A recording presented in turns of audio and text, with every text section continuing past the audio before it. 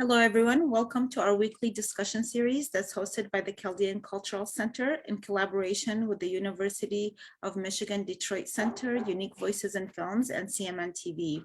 Today, our special guest is Sam Sako. Welcome, Sam. Thank you. Thank you for having me.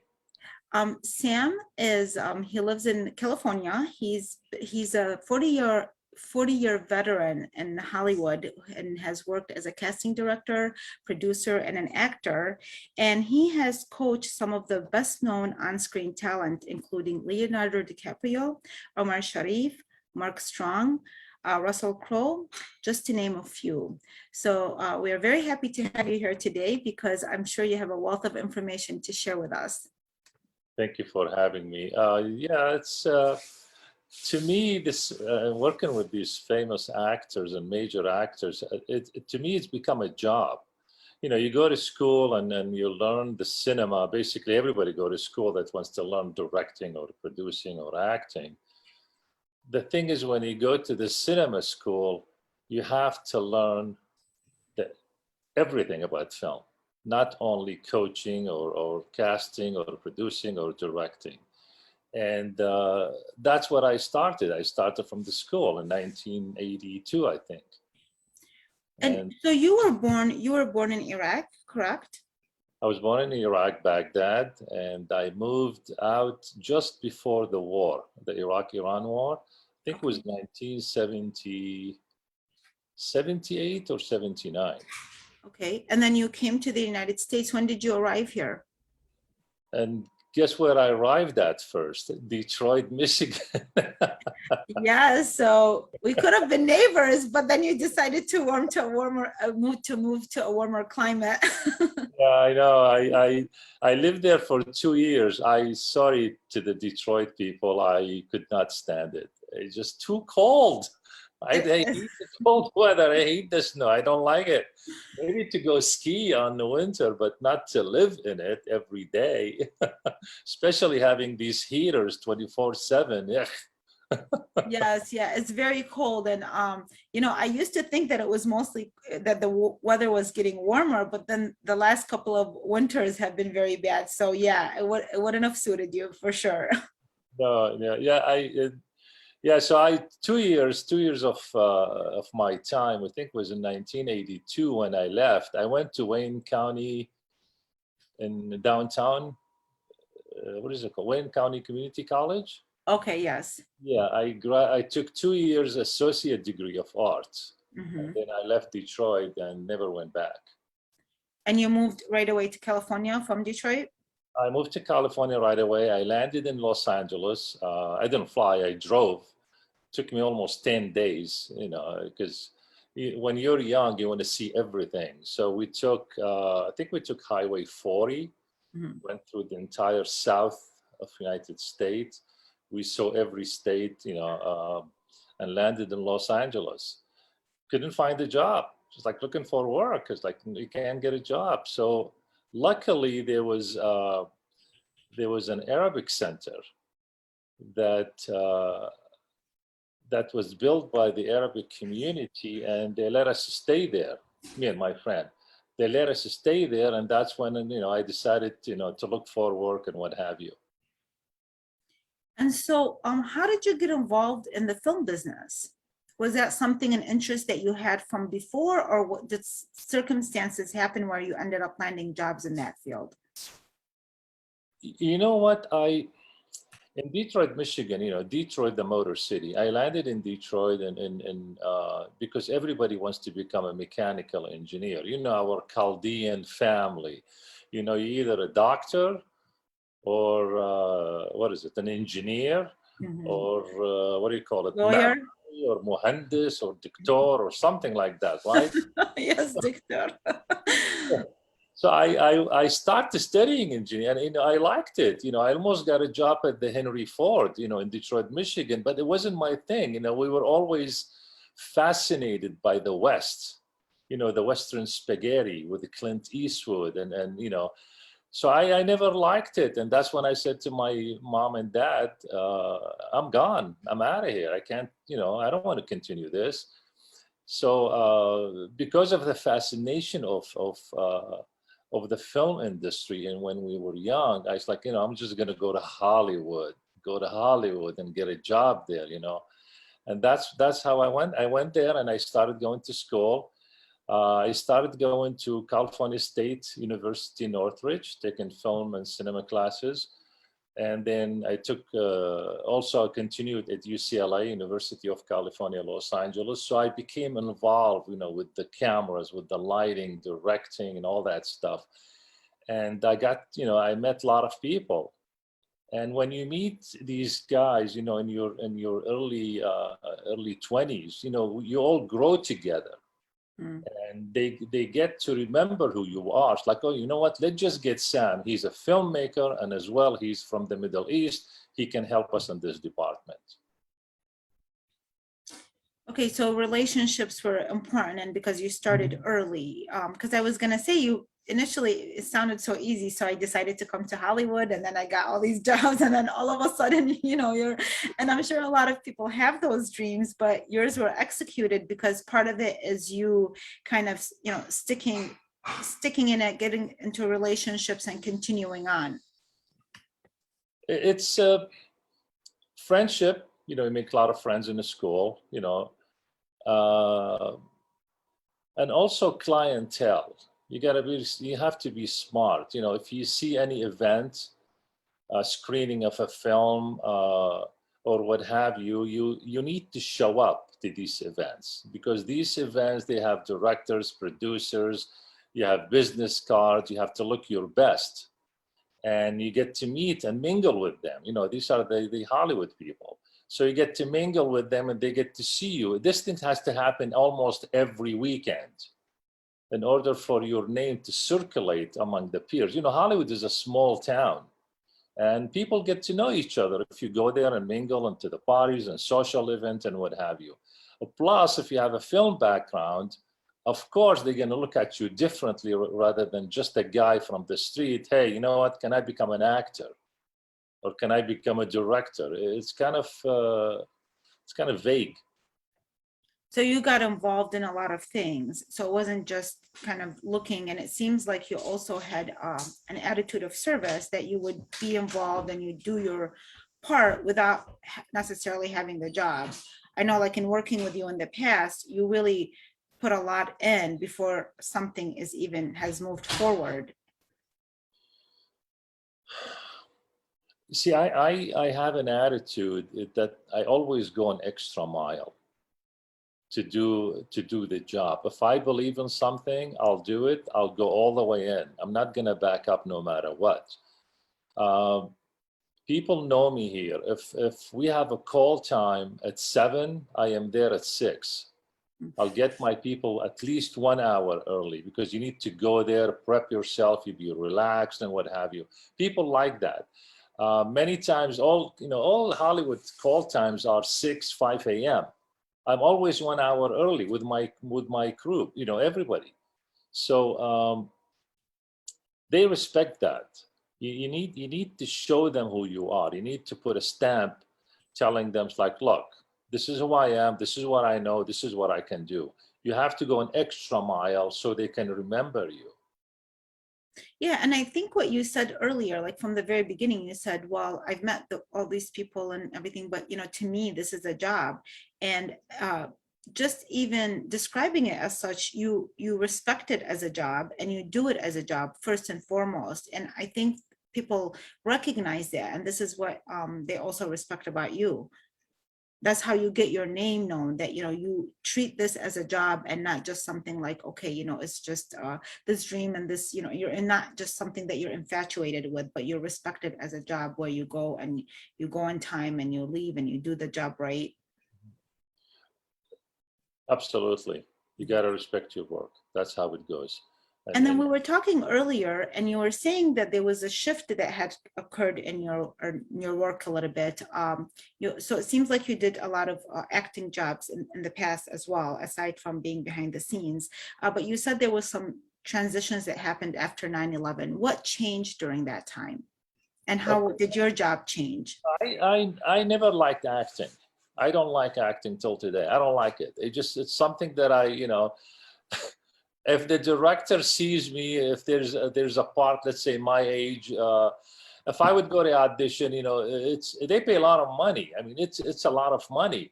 So if you do it, if I do it, I'll do it for fun. That's what I'll do it for fun, to be on the set. To be on the set in Hollywood, to me, it's like getting a shot of morphine. You need it, because this is your life. It becomes your life.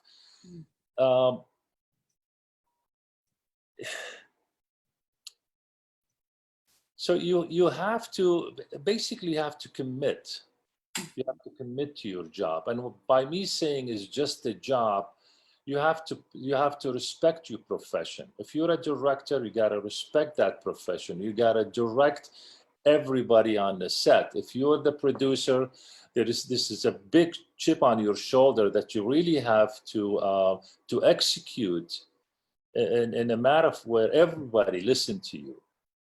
If you're the actor, you got to study your script. You got to really respect the dialogue. You got to understand where the dialogue comes from. You have to know when the writer writes a certain line, that line came from somewhere. So the actor has to take that line and interpret that line on the screen with the help of the director, of course. So every job, no matter what it is, the cameraman, grip, gaffers, the prop masters, acting, producing, directing, it's a job, and you have to respect it, and you have to be able to show that you are able and capable of doing it.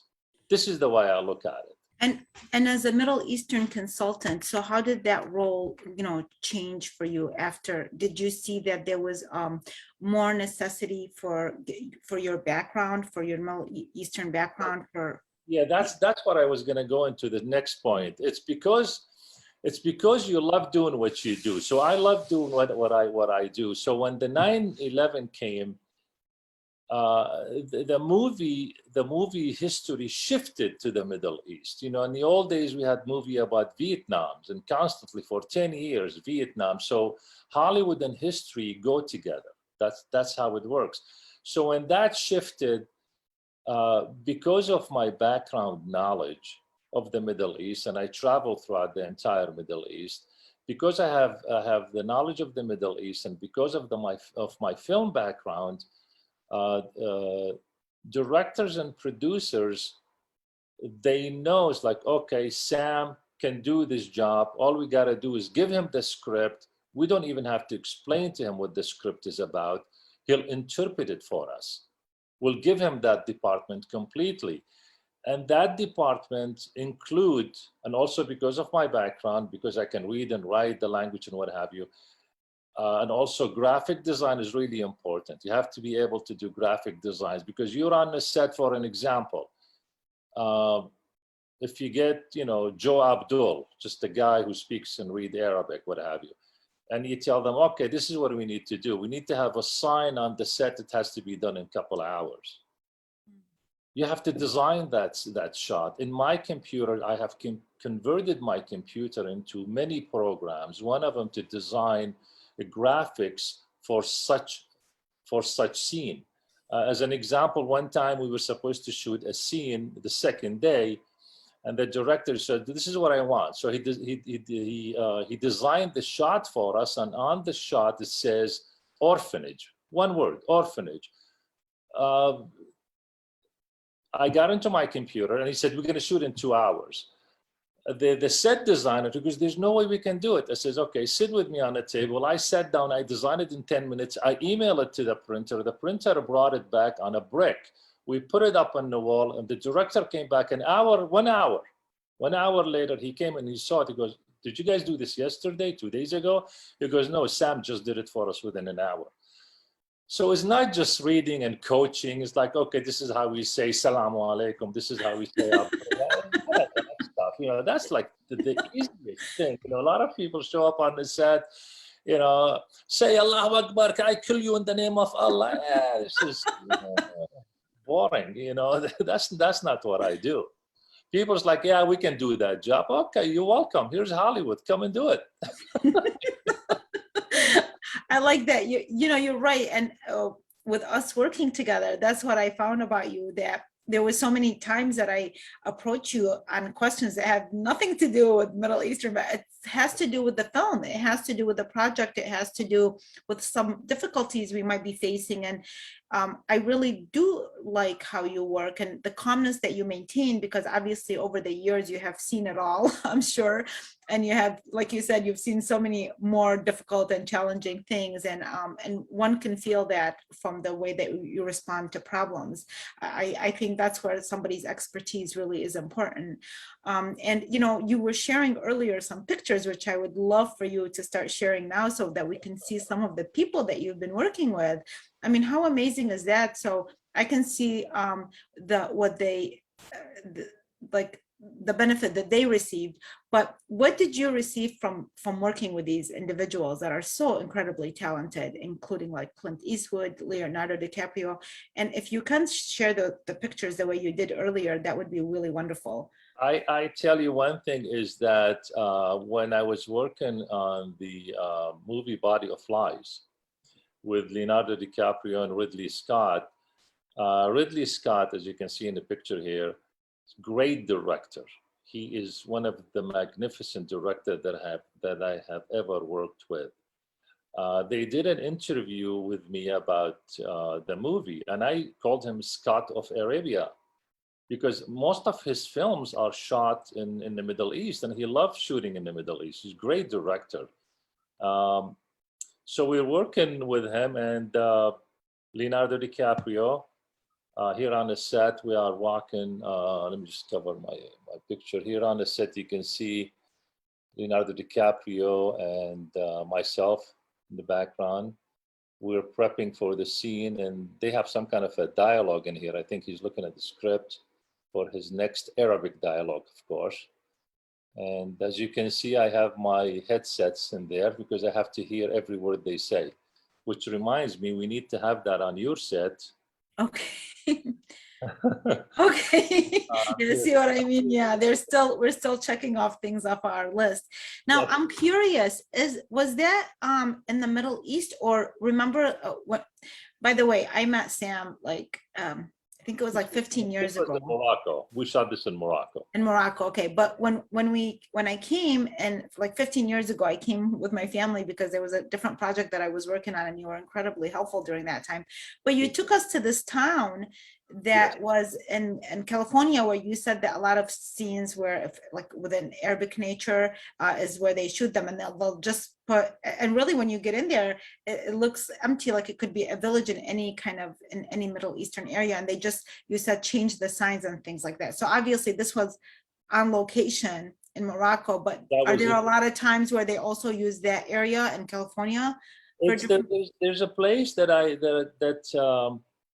I'm gonna try to see if I can get a picture of it, maybe here. Okay, like here's an example. This is the set that I brought you to one time, I think. Okay, was this it? Yeah, I think, yeah, it was like just, and you said you guys just add some elements to it depending on what the film is. I can see I designed the set, all the signage. This is supposed to be the border of Iraq and Iran and Turkey's border, where people are crossing through that gate. So we are setting up. You can see a couple of my guys on the top of the ladder putting that Turkish sign. And what's the name of that? It's called I think that was the gatekeeper or the wizard, one of those. Okay. And here's my son, Sam, and the editor of so the set is in the background, as you can see. Mm-hmm. And here's the set where I took you. This is the set. Oh, yes, I have pictures there. This is it. Yes. Remember that? I do remember my daughter was like a little toddler. No, she was a baby at that time. Like she was like 6 or 7 months. And here's another shot of the set with here's Danny Trejo, my son and myself, in the movie called The Prey, I think. So Sam, your son is also involved in the business? I tried to get him for the fun of it. You know, he works at the lab, blood test, Okay. medical lab, and he graduated, got his ultrasound tech, and he's working as a lab tech right now. But once in a while, I take him out of that boring 9-to-5 job kind of a thing, and we go on the set. What else would you? Yeah, so that's the set that I took you there. Unfortunately, God rest his soul, the owner passed away earlier this year, and I think I posted some on. Okay, what else you can see? Oh, here, no, that's me operating camera. I was, I shot with the Panavision, Panaflex 16. That's my expertise as a photographer in there. One of my expertise. So this has nothing to do with Arab, has nothing to do with Middle East or Afghanistan or Pakistan or Kazakhstan or Chikistan. It has to do with talent, huh? It's just, that's, this is the market that you see this market here, the entire market here, I built it myself. You see this umbrellas, the props, wardrobe, all this wardrobe, all the clothes, all the signage in the background. See all the signage in the background. It's a major involvement. It's not just hey, let me just coach an actor. It's more than that. And here's me with my girlfriend, Afghani girlfriend. Oh, are you? Is there somebody really under? Actually, we needed couple of girls, and I have that wardrobe. So I dressed up this little guy. He says, just put. You can't tell, it's Hollywood, right? And I don't know. What else you want to know? What else you wanted to see? Oh, okay. Here, oh, by the way, this is really interesting picture. You see this picture here, Tom? Oh, yes. These are, oh my gosh. So Yeah, how many years? Yeah. Oh, wow. Look Tom, at you guys. How did you get lighter, Sam? Even him, I don't know. I think it's the picture, but you guys both look like you've gotten lighter over the years. I know we were. I know we got lighter. You're right. We lost the sun. That was the movie called "The Man with One Red Shoe." I remember I worked that. with him, and I was a dock worker. When a couple of bad guys comes in, and there's a Mercedes with a cocaine, and the Mercedes is dropped, and we all run to the Mercedes, sniffing the cocaine. A bunch of guys. And then 20 years later, I worked as a bodyguard on a movie called Charlie Wilson's War. Oh, and yeah, that was a good movie. I've seen that one too. So that one? Yeah, and then I brought this picture with me. I says, Tom, look at this photo. Because they just do that again, Oh, I see. So you remembered. Okay. Yeah, that looks really cool. That's really cool. You remember the movies, of course. That's his thing. Yeah, and I really like this. This kind of shows the relationship that you're talking about. I think people sometimes, when they're just patient in the process, they can, it becomes a part of you. Oh, here's Omar Sharif, the late Omar Sharif. Yeah. So he's a really nice guy. He drinks a lot of whiskey. Yeah. I heard that he had a little bit of a wild lifestyle, but he was an amazing actor for sure. He's an excellent actor, really is. We used to sit down. I worked with him for almost 3.5 months on the set. The movie took about 2 years to make, so I was part of this film for 2 years. I even wrote a song in this movie too, believe it or not, with Howard Newton, and Viggo Mortensen was there, and Viggo asked me to do some kind of a design for his book. It's called The Good Horse.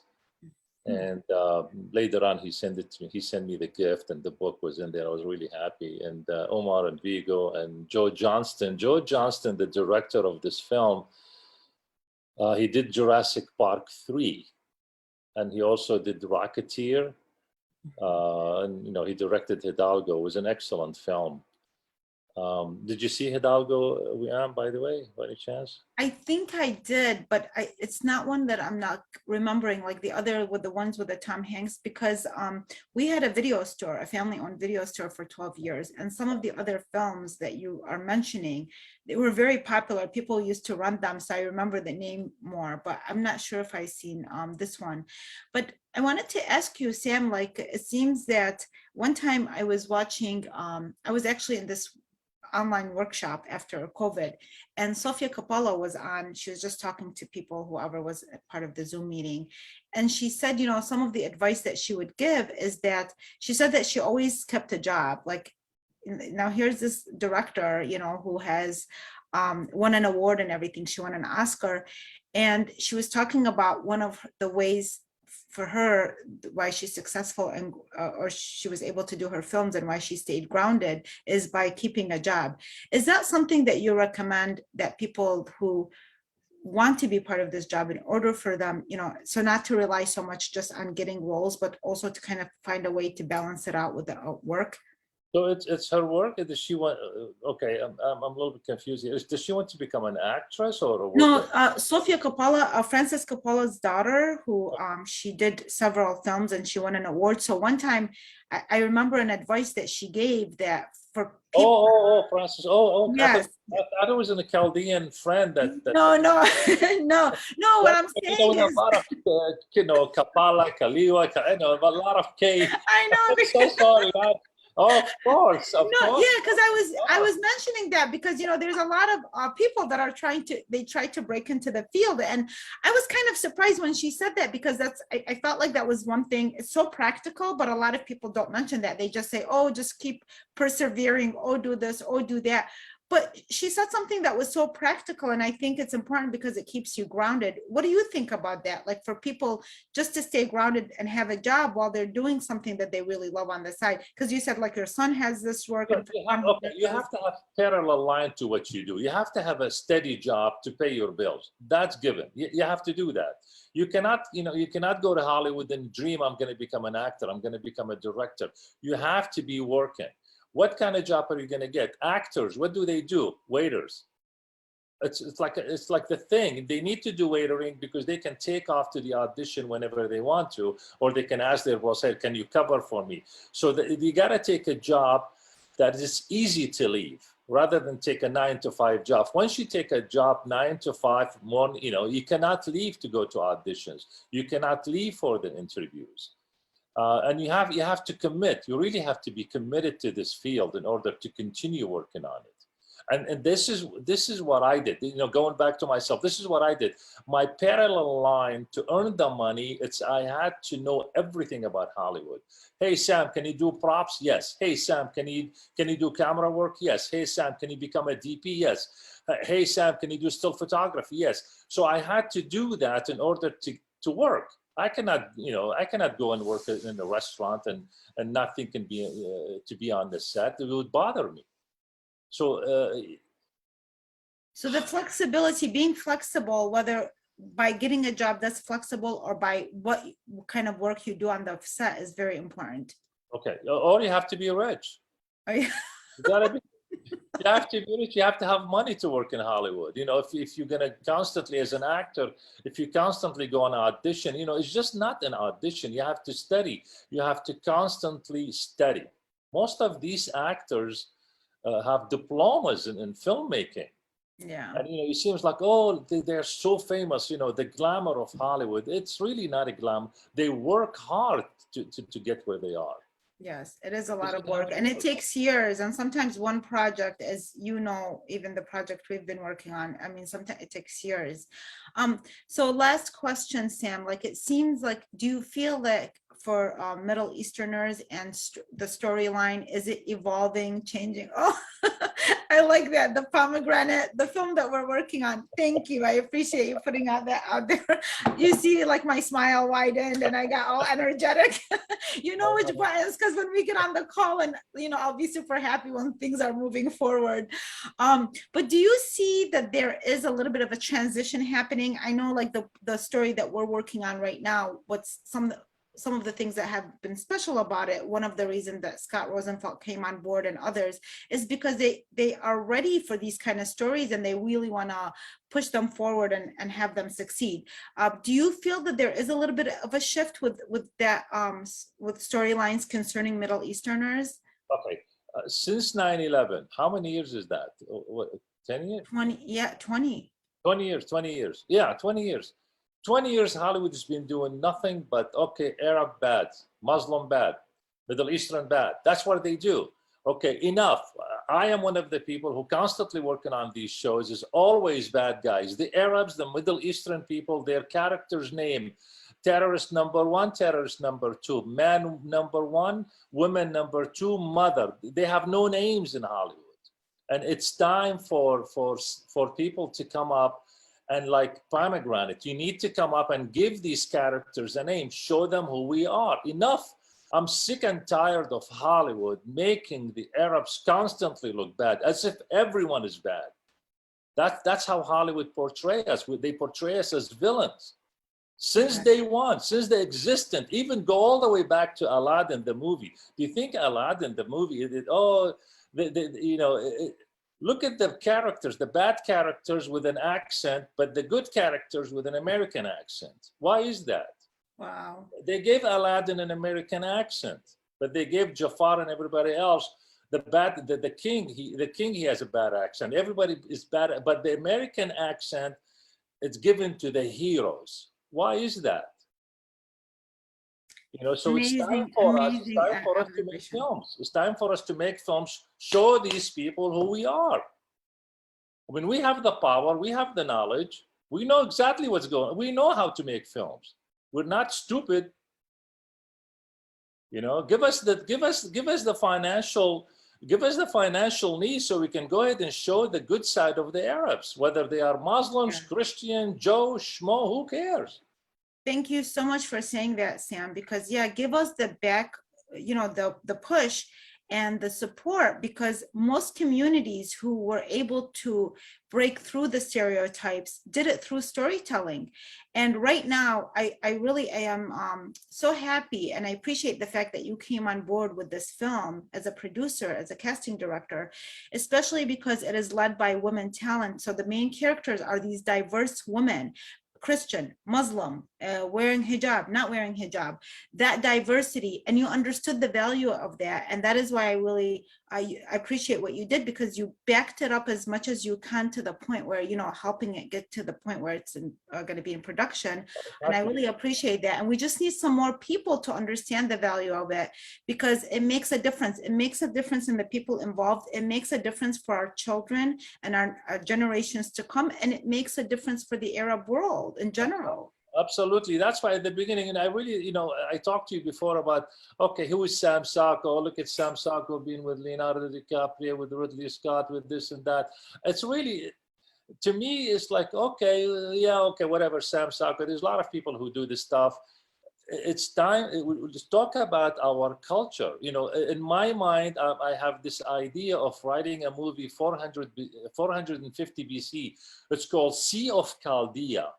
Sea of Chaldea is supposed to be a feature film that I'm working on that needs to be done. Very simple. Not to show the Chaldean.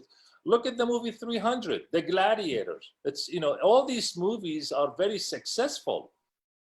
Even though it's a time period, people like to go see these films. So why can't we make a movie called Sea of Chaldea? We can. That's the thing. We can make it. We have the resources. And what I have found is when we put it out there for people, I do see an interest. We just have to put it out there and get the financial backup, the correct support. We have the talent.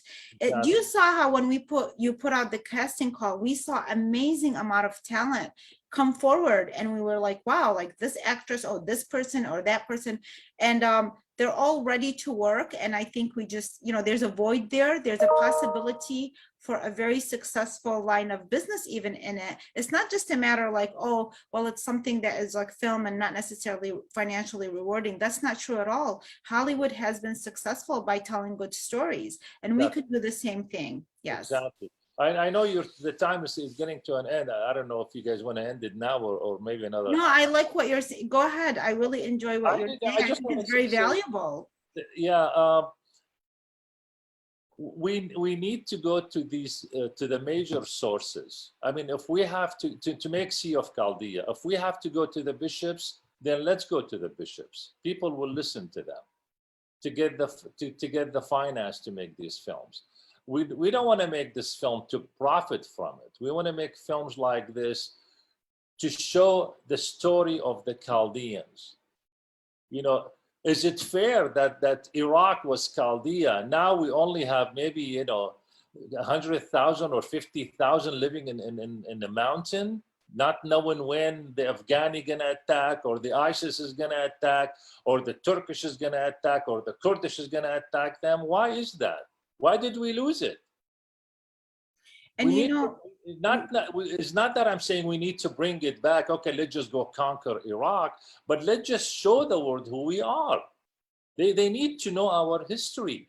I mean, a lot of people in Hollywood that says I'm Chaldean. Who? Why don't you know what Chaldean is? Chaldean, how do you spell it? With a K? No, with a CH. So we need to let them, before I used to tell them I'm from Iraq. Where the heck is that? Baghdad. What the hell is that? You tell them Baghdad, they think the 40th is flying carpet. This is how Hollywood is. And also, we have a responsibility to do that, because we're right now, like the Chaldean Cultural Center is using a digital storytelling to tell stories about like our people. The reason what I explained to the people when we interview them, nowadays, this has been going on for a while, but especially nowadays, everything is digital. People are watching movies, people are like going on social media more than they are reading books. So maybe in the past, academia and other places were able to, on a historical level, they address us, but for a lot of people, they think we don't even exist anymore.